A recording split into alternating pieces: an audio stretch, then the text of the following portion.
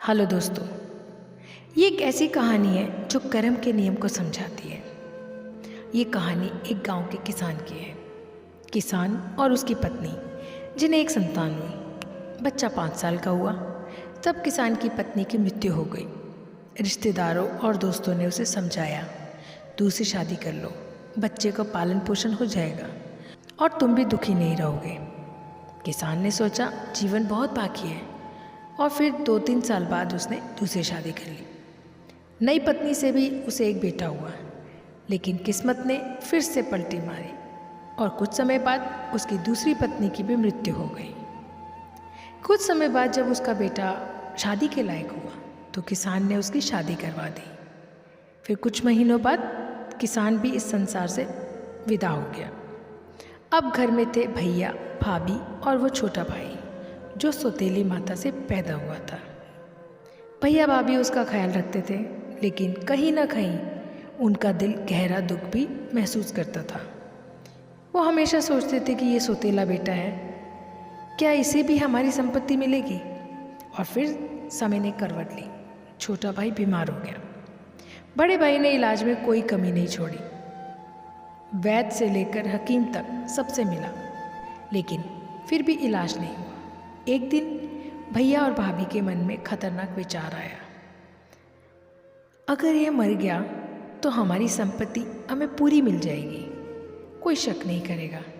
भाभी ने धीरे से कहा, क्या करें, ये बीमार है, मरने से क्या फ़र्क पड़ेगा।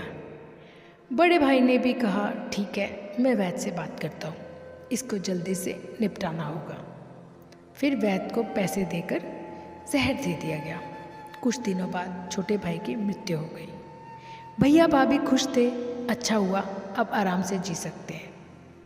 समय गुजरा, भैया भाभी को संतान मिली, एक बेटा हुआ। लेकिन कुछ समय बाद उनका बेटा भी बीमार रहने लग गया। पत्नी ने देखा कि उनकी हालत दिन ब दिन खराब होती जा रही है। कुछ समय बाद उस बेटे को भी हार्ट अटैक से मृत्यु हो गई। घर में फिर से मातम छा गया। दुख, शोक और पीड़ा का माहौल था। अब वो व्यक्ति अपने बेटे के पास बैठा था और अचानक वो बोला, भैया, अब सब कुछ खत्म हो गया है, कफन का और लकड़ी का खर्चा बचा है, उसके बाद मैं चला जाऊंगा।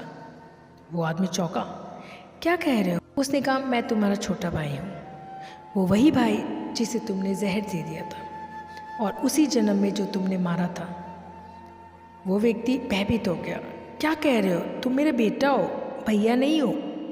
उसने कहा, तुम्हें याद नहीं, तुमने मुझे जहर दिया था और मेरी मृत्यु के कुछ ही सालों बाद तुम्हारा सब कुछ छिन गया।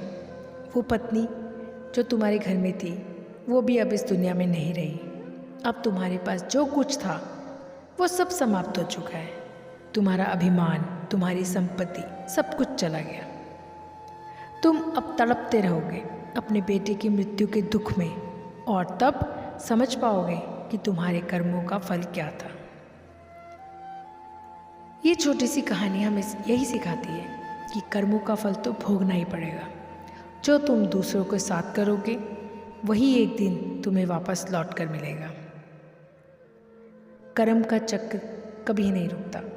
अगर तुम अपने कर्मों को सुधारने का प्रयास करोगे तो जीवन भी सुधर जाएगा। अब से अपने कर्मों को सही दिशा में बदलो और ध्यान रखो कि जो तुम कर रहे हो वही तुम्हारे जीवन में लौट कर आएगा। अगर समझ लिया तो जीवन संवर जाएगा। आज से ही अपने कर्म सुधारना शुरू करो।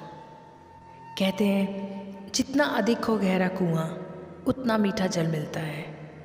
कर्म करोगे अच्छा वाला तो अच्छा वाला फल मिलता है। उम्मीद है आपको ये कहानी पसंद आई होगी। अगर पसंद आई हो तो लाइक और शेयर ज़रूर करना और अपने माता पिता का हमेशा ख्याल रखना। जय श्री राम।